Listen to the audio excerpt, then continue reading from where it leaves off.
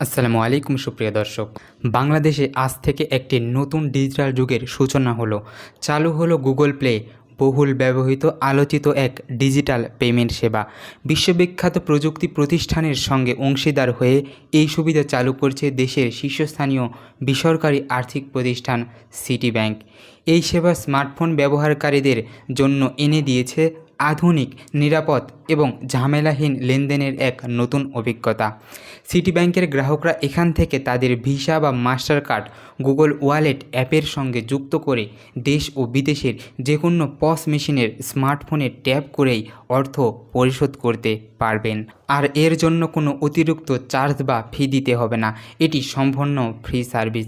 বিশেষজ্ঞরা বলছেন এই সেবা চালুর ফলে বাংলাদেশে কার্ডবিহীন লেনদেন আরও জনপ্রিয় হবে। গুগল পে এর প্রযুক্তিগত ভিত্তি হলো টোকেনাইজেশন।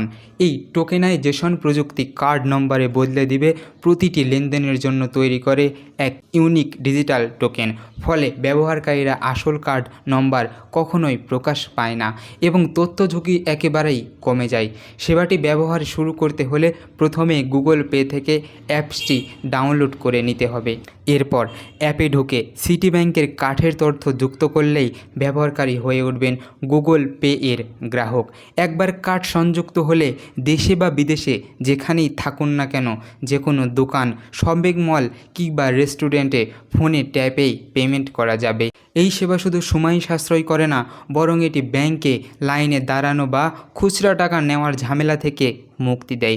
বর্তমানে এই সেবা কেবল সিটি ব্যাংকের গ্রাহকদের জন্য চালু করা হয়েছে, তবে ভবিষ্যতে দেশের অন্যান্য ব্যাংকও এতে যুক্ত হবে বলে আশা করছে।